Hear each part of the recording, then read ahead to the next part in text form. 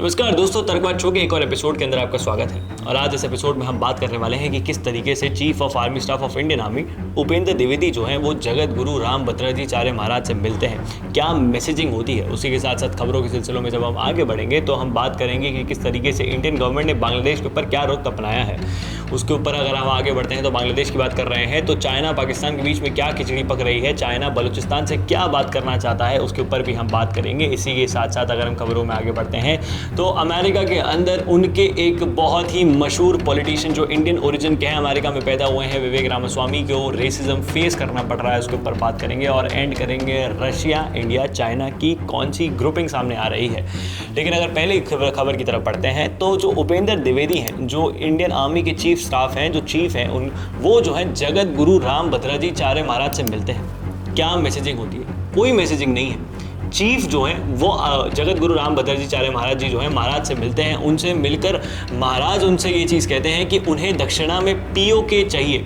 ये क्या चीज़ पोर्ट्रे कर रहा है? कुछ पोर्ट्रे नहीं कर रहा है। यूनिफॉर्म क्या पहन रखी है, कैसी पहन रखी है, कुछ मैसेजिंग देना चाहते हैं, पाकिस्तान को बताना चाहते हैं क्या मोदी का मास्टर स्ट्रोक है? ऐसा कुछ भी नहीं है। एक आदमी जो है वो भी एक इंसान है, वो इंसान जाके एक गुरुजी से मिल रहे हैं, अपने गुरुजी से मिल रहे हैं, खत्म। वो गुरुजी ने दक्षिणा में अपने शिष्य से जो मांग लिया, खत्म, बस। और कोई मैसेजिंग नहीं है इस चीज़ के ऊपर, और इसके ऊपर ज़्यादा दिमाग लगाने की जरूरत नहीं है। लेकिन कुछ बुद्धिजीवी जो है इंटरनेट के ऊपर आकर जो है ज्ञान बांटना शुरू कर रहे हैं कि आर्मी को चीफ ऑफ आर्मी स्टाफ है, इंडियन आर्मी के चीफ है, उनको यहाँ पर नहीं जाना चाहिए, किसी भी एक पर्टिकुलर रिलीजन की तरफ नहीं जाना चाहिए। एक बार सर्च करके देखिए कि किस तरीके से अंदर आर्मी और जो रिलीजन है दोनों एक साथ किस तरीके से काम करते हैं। भले ही वो कोई सा भी रिलीजन हो, इस्लाम रिलीजन हो, क्रिश्चियनिटी हो, सिख हो, जैन हो, हिंदू है, कोई सा भी रिलीजन हो, आर्मी के अंदर सबको इक्वल प्रायोरिटी दी जाती है। एक छत के नीचे ही जो है सारे रिलीजन्स के जितने भी जो चिन्ह होते हैं, स्तंभ होते हैं, पूजा करने के तरीके होते हैं, वो सब सेलिब्रेट किए जाते हैं, उन सबको कमेंट्स किया जाता है। सबके पास वो पावर होती है कि वो अपने रिलीजन को प्रैक्टिस कर सकते हैं, प्रोफेस कर सकते हैं। आर्मी में आज सच कोई चीज़ें नहीं होती है। आर्मी के अंदर सिर्फ एक चीज़ प्रायोरिटाइज करी जाती है कि भाई ये जो चीज़ है, आप भारत माता के आगे, जो आप भारत माता के लिए काम कर रहे हैं, अगर आपको मरना है तो आप भारत माता के लिए मरेंगे, शहीद होंगे तो भारत माता के लिए शहीद होंगे। यही आर्मी का सिंपल सा मोटो रहता है। लेकिन इस मोटो को जो है बर्बाद करने के लिए कुछ बुद्धिजीवी ट्विटर के ऊपर आके बैठ जाते हैं और इस तरीके से खुद को पोर्ट्रे करना शुरू कर देते हैं कि न जाने वो क्या ही चीज़ बोल रहे हैं। उनको हर चीज़ के अंदर सेकुलरिज्म को डालना है। क्यों? जबकि यहाँ पर कोई लेन देन नहीं है सेकुलरिज्म का। ये तो एक नॉर्मल सी मीटिंग थी, जो मीटिंग खत्म हो गई, इंटरनेट पर उसकी फोटोज आ गई, उसके बाद आप उसको सेलिब्रेट कीजिए, आप उसको मानिए नहीं मानिए, उसको भी फर्क नहीं पड़ता है। अगर इंडियन आर्मी को इतना ही क्रिटिसाइज करने का मन है तो बंदूक उठाइए और बॉर्डर के ऊपर जाके खड़े हो जाइए। I again say this, you can question the army, but you can't criticize the army. आपको इस दोनों चीज़ों के बीच में फ़र्क पता होना चाहिए, to question someone और to criticize someone। आप आर्मी से क्वेश्चन कर सकते हैं लेकिन आप आर्मी को क्रिटिसाइज नहीं कर सकते, और एक क्वेश्चन भी सिर्फ कुछ सर्टेन पॉइंट्स पर ही कर सकते हैं, हर पॉइंट पे क्वेश्चन भी नहीं कर सकते। देश की आर्मी है, देश की आर्मी का चीफ है, जो करना चाहे, जिससे मिलना चाहे मिल सकते हैं। कोई भी उन्हें ज्ञान देने वाला कौन होता है? आर्मी का चीफ है। ज्ञान देने वाले आप, मैं और कौन होते हैं? और जो ट्विटर पर बैठे जो लोग हैं वो क्या बताना चाहते हैं, क्या दिखाना चाहते हैं कि वो हर चीज़ में बुद्धिजीवी हैं, हर चीज़ में सेकुलरिज्म अपनाना चाहते हैं। लेकिन अगर अगली खबर की तरफ बढ़ते हैं तो पता चलता है कि इंडियन गवर्नमेंट ने अब बांग्लादेश को बहुत क्लियर कर दिया है कि पहले तो जो मोहम्मद यूनुस की जो एक इंटरिम गवर्नमेंट है, जहां पे मोहम्मद यूनुस चीफ एडवाइजर हैं बांग्लादेश के अंदर अभी इस पॉइंट ऑफ टाइम पर, उसको मान्यता नहीं देते हैं। और बांग्लादेश के अंदर जल्द से जल्द डेमोक्रेटिकली तौर पर इलेक्शन होने चाहिए और वहाँ पर एक डेमोक्रेटिक गवर्नमेंट आनी चाहिए।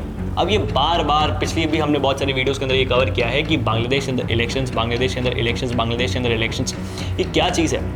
देखिए, बांग्लादेश के जो आर्मी के चीफ हैं वकरुज़्ज़मान, वो तो बांग्लादेश में इलेक्शंस बहुत टाइम से कराना चाहते थे। वो तो पिछले साल के एंड दिसंबर में ही बांग्लादेश के अंदर इलेक्शंस कराना चाहते थे।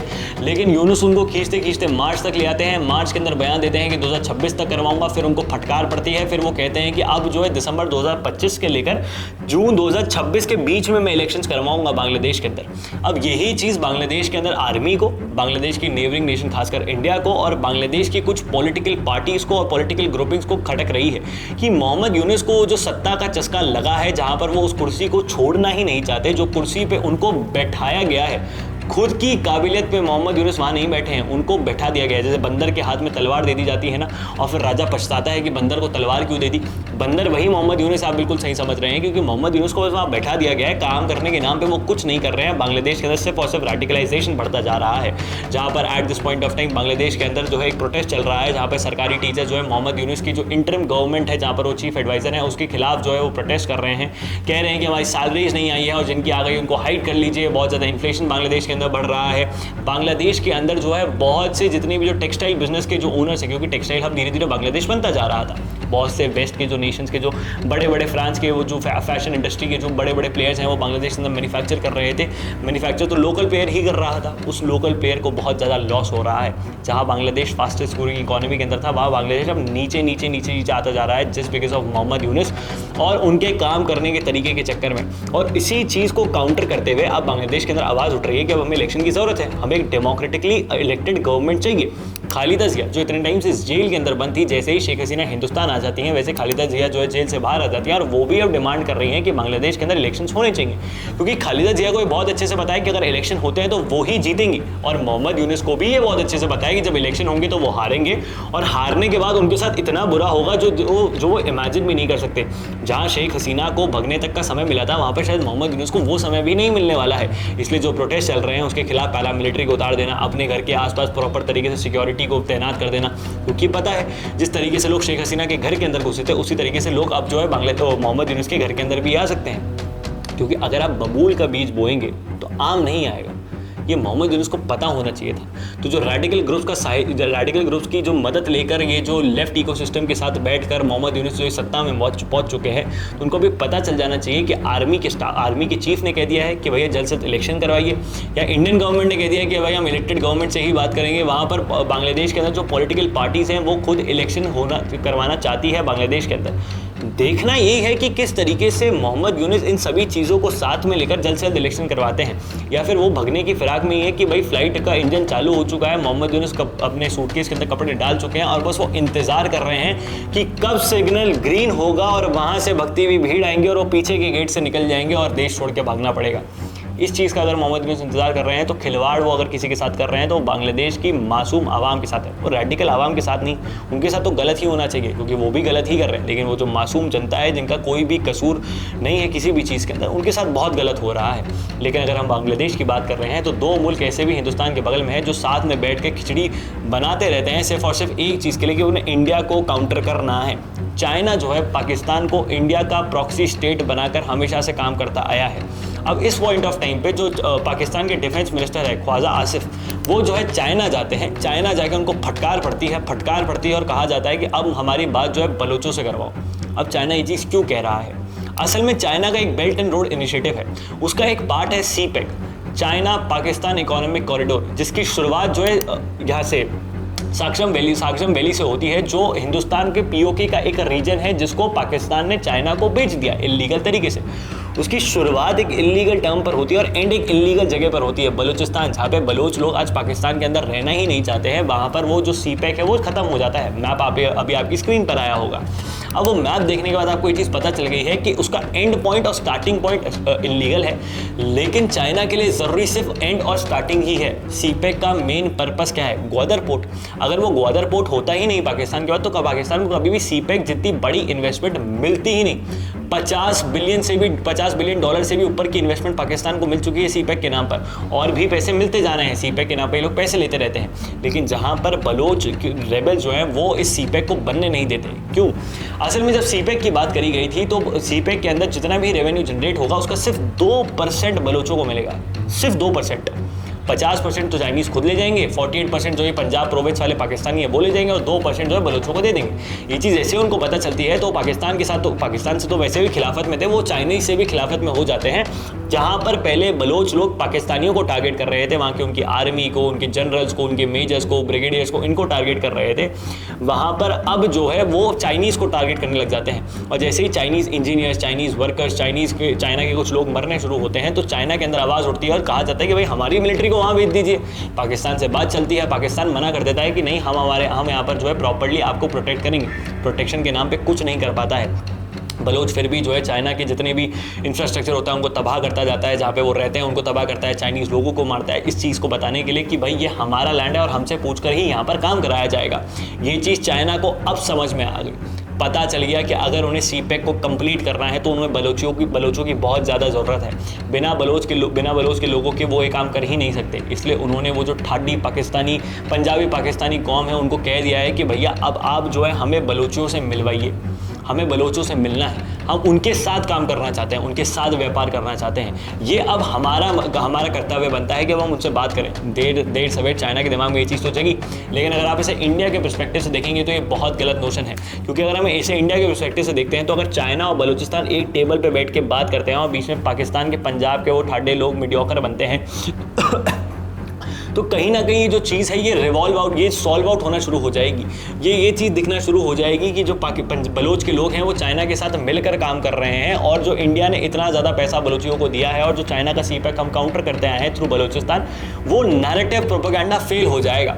अब देखना ये है कि बैक लेवल डिप्लोमेसी किस तरीके से काम करती है। देखिए, मैं ऐसा कुछ भी नहीं है कि मैं जो चीज़ें कह रहा हूँ, विनम्र जी आपको तो बहुत कुछ पता होगा इसलिए आप कह रहे हैं, ये बेसिक कॉमन सेंस है। मैं किसी भी चीज़ को कोट नहीं करूँगा, लेकिन ये चीज़ ज़रूरी है कि हम बलोचियों को हमारे ही फेवर में रखें, रेदर देन उनको बात तक ना करने दे पाकिस्तानियों से। उनको ये चीज़ पाकिस्तानियों से तो बात करने की बहुत दूर की बात है, उनको चाइना तक तो जाने ही नहीं देना है, उनकी आंखें भी वहाँ तक नहीं पहुँचनी चाहिए। और बलूचियों के लिए बहुत स्ट्रॉन्ग मैसेजिंग है, बहुत अच्छा उनके लिए काम है कि उन्होंने जितनी मेहनत करी है वो उनके लिए बहुत ज़्यादा कारगरी हो चुकी है। लेकिन अगर हम खबरों के सिलसिलों में आगे बढ़ते हैं तो हमें पता चलता है कि किस तरीके से विवेक रामास्वामी सिर्फ अपनी एनिवर्सरी को अगर सोशल मीडिया पे सेलिब्रेट करते हैं तो दुनिया की सबसे बड़ी इकोनॉमी डेवलप्ड नेशन, जहाँ पर लोग एक अमेरिकन ड्रीम रखते हैं उस देश में जाने का, वहाँ पर उन्हें रेसिज्म फेस करना पड़ता है। जहाँ पर वो पैदा हुए हैं, ऐसा नहीं है कि विवेक रामास्वामी हिंदुस्तान में कहीं पैदा हुए थे फिर अमेरिका चले गए, वो अमेरिका में ही पैदा हुए थे, ओहायो स्टेट के अंदर उनका जन्म हुआ था। और विवेक रामास्वामी ट्विटर और इंस्टाग्राम पे अपनी 10वीं एनिवर्सरी को सेलिब्रेट करते हुए अपनी वाइफ अनुष्का के साथ जो है फोटो डालते हैं, और फोटो डालने के बाद उसके फोटो के नीचे बहुत सारे अभद्र कमेंट्स आते हैं। लोग कहते हैं कि हिंदुस्तान चले जाइए, अभद्र भाषा का इस्तेमाल किया जाता है, उनके कलर टोन को जो है क्रिटिसाइज़ किया जाता है, उनके बोलने के तरीके को क्रिटिसाइज़ किया जाता है, उनकी लॉयल्टी टूवर्ड्स अमेरिका उसको क्रिटिसाइज़ किया जाता है। जहाँ पे विवेक रामास्वामी एक माइनॉरिटी, अमेरिका के अंदर माइनॉरिटी ही है इंडियंस, वहाँ पर माइनॉरिटी में होने के बावजूद भी वो एक राइट विंग पार्टी के अंदर सर्वाइव कर रहे हैं, वहाँ पर एक ऊँची पोस्ट मेंटेन करते हैं, वहाँ पर एक बहुत अच्छे तरीके से उस चीज़ को, उनकी पॉलिसीज़ को मेंटेन आउट करते हैं। वहाँ पर अब विवेक रामास्वामी के साथ क्या हो रहा है, वहाँ पे अमेरिकन्स उनको क्रिटिसाइज़ कर रहे हैं, क्योंकि अमेरिकन्स को जब तक गोरी चमड़ी दिखती नहीं, और जो ट्रंप ने उनके अंदर का एक डाल दिया है ना कि खून के अंदर एकदम फिट कर दिया है कि अमेरिकन्स अमेरिकन्स अमेरिकन्स अमेरिकन्स, तो वो अब उन्हीं के जो फेवर की पार्टी है उन्हीं के लोगों को अब क्रिटिसाइज़ कर रहे हैं। सिर्फ अमेरिकन जनता ही नहीं, अमेरिका के उस कंजर्वेटिव पार्टी के कुछ और लोग भी, जहाँ पर रिपब्लिकन से आते हैं डेमोक्रेट्स, तो रिपब्लिकन से आते हैं डोनाल्ड ट्रंप, डेमोक्रेट्स तो जो बाइडेन की पार्टी है, रिपब्लिकन से आते हैं डोनाल्ड ट्रंप, और डोनाल्ड ट्रंप की पार्टी के जो रिपब्लिकन के जो लोग हैं वो भी विवेक रामास्वामी को क्रिटिसाइज़ कर रहे हैं।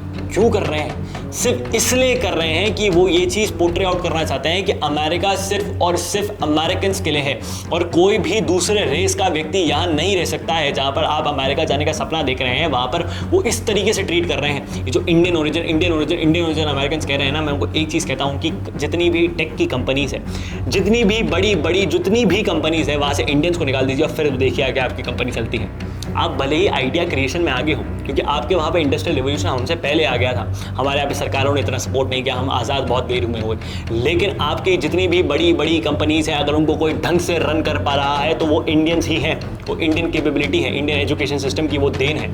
किसी को भी उठाकर देख लीजिए, and still if you are criticising Indians, तो आप इस तौर पे नहीं है कि इंडियन से टैक्स नहीं लेंगे। जिन सबसे ज़्यादा टैक्स वहाँ पर अमेरिका में इंडियंस देने लग गए हैं आज के टाइम पे, सबसे ज़्यादा प्रॉपर्टी होल्ड वहाँ पर इंडियंस करते हैं अमेरिका के अंदर, और इसी चीज़ से उनको प्रॉब्लम है। H-1B वीज़ा आप कैंसिल कर देंगे, विवेक रामास्वामी फिर भी उसके खिलाफ बोलेंगे, लेकिन फिर भी उठा के कुछ ना कुछ चीज़ें लेकर आ जाएंगे।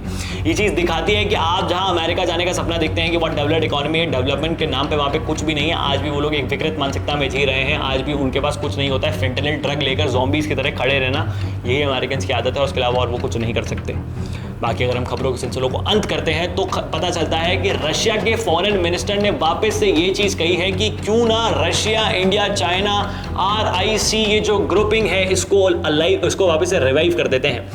RIC, जी हाँ, रशिया, इंडिया, चाइना, जिस ग्रुपिंग की शुरुआत 2006 के अंदर हुई थी। आपकी स्क्रीन के ऊपर एक तस्वीर आ रही होगी, उस तस्वीर को ध्यान से देखिए, जहां पर doctor Manmohan Singh, Vladimir Putin और चाइना के हू जिनतो खड़े हुए हैं। ये 2016 की फोटो है, जहां पर ये पहली बार RIC की मीटिंग कराई गई थी, और यही फाउंडेशन मीटिंग थी ब्रिक्स की। जी हाँ, अब रशिया के फॉरेन मिनिस्टर ये चीज़ कह रहे हैं कि क्यों ना हम इसको रिवाइव कर देते हैं। क्यों? क्योंकि हाल ही में डोनाल्ड ट्रंप ने रशिया के खिलाफ स्टेटमेंट दे दिए, काउंटर करना है, चलिए RIC को रिवाइव कर लेते हैं। लेकिन क्या रशिया ये चीज़ नहीं जानता है कि चाइना जो है पाकिस्तान को प्रॉक्सी स्टेट की तरह इंडिया के खिलाफ इस्तेमाल करता है। हाल ही में हमने देखा किस तरीके से चाइना ने पाकिस्तान ने चाइनीज़ मिसाइल का इस्तेमाल करके हिंदुस्तान के ऊपर वो सिर्फ चीज़ें मिसाइल दागी। चाइना ने फिर भी पहलगाम को ढंग से क्रिटिसाइज नहीं करा, उसने पाकिस्तान का सपोर्ट करा। ये सब चीज़ें हमें भी दिखती है, ये सब चीज़ें हम भी देख सकते हैं, हमारे पास भी इंटरनेट है, ये चीज़ रशिया को भी दिख रही है, लेकिन सिर्फ खुद का नैरेटिव प्रोपेगेंडा चलाने के लिए वो सब चीज़ें फैला रहा है। आज भी इंडियंस को मतलब जियोपॉलिटिक्स में 3 ही रूल होते हैं। पहला, there are no permanent enemies, no permanent friends, only nations interest. Second, never trust China. Third, follow rule number 2। या यही 3 रूल होते हैं जियोपॉलिटिक्स के अंदर, और यही 3 रूल्स को याद रखना चाहिए। चाइनीज़ किसी के सगे नहीं है। एक पॉइंट ऑफ टाइम के लिए तो मैं अमेरिकन पर भी विश्वास कर लूंगा, मेरी पॉलिटिकल थ्योरी कहती है। लोग तो कहते हैं कि अमेरिकन पे विश्वास मत करो, चाइनीज़ पे कर लो, लेकिन मैं कहता हूँ कि चाइनीज़ पर तो बिल्कुल भी विश्वास मत करो। एक पॉइंट ऑफ टाइम के लिए अमेरिकन पे कर लो, लेकिन चाइनीज़ पर तो बिल्कुल भी नहीं। हम ये चीज़ भुगत चुके हैं। रशिया सिर्फ खुद का नैरेटिव, खुद की जियोपॉलिटिकल थिंकिंग और खुद को जियोपॉलिटिक्स का राजा बनाने के लिए सब चीज़ें कह रहा है। लेकिन रशिया भी ये बहुत बेहतर तरीके से जानता है कि RIC ग्रुप का कोई मतलब नहीं है। जहाँ पर रशिया ये चीज़ कह रहा है कि रशिया और इंडिया को NATO लड़ा रहे हैं, यूरोपियन यूनियन लड़ा रहे हैं, इसका कोई सेंस निकलता नहीं है। क्योंकि आज तारीख है 30 मई, 1 जून से 3 जून तक इंडिया और EU के बहुत से नेशंस जो है इंडियन ओशन के अंदर एक बहुत ही मैसिव मिलिट्री नेवी ड्रिल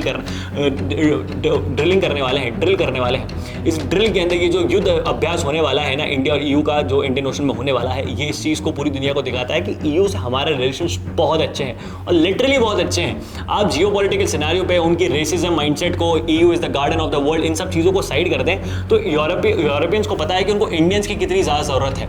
200 साल पहले भी थी, अभी भी है, और 200 साल बाद भी रहेगी। ये यूरोपियंस बहुत अच्छे से जानते हैं। लेकिन अगर हम इस चीज़ को आगे बढ़ाते हैं और हमें इस चीज़ को पता चलता है, तो अमेरिकन्स भी ये चीज़ बहुत अच्छे से जानते हैं कि अगर रशिया, इंडिया, चाइना साथ आ जाते हैं तो उनका पूरा नैरेटिव काउंटर हो जाएगा। यूरोपियंस भी जानते हैं इस चीज़ को, और रशिया भी जानता है कि उसका सिर्फ एक बिगेस्ट जियोपॉलिटिकल गेम यही है कि उसे रशिया, इंडिया, चाइना तीनों को एक ही टेबल पर बैठाना है, तीनों को साथ में रखना है, और वर्ल्ड की सबसे बिगेस्ट और पावरफुल ग्रुपिंग बनानी है। ये ट्रायो वर्ल्ड का सबसे बिगेस्ट ट्रायो होगा, इस चीज़ को ध्यान रखिएगा। लेकिन आप लोगों की इन तमाम खबरों पे क्या राय है, आप अपनी राय नीचे कमेंट बॉक्स में लिख के बताइएगा। इस वीडियो को शेयर करें, साथ साथ लोगों तक पहुंचे। जय हिंद, जय भारत, भारत माता की जय, और हाँ, पानी बचाएं।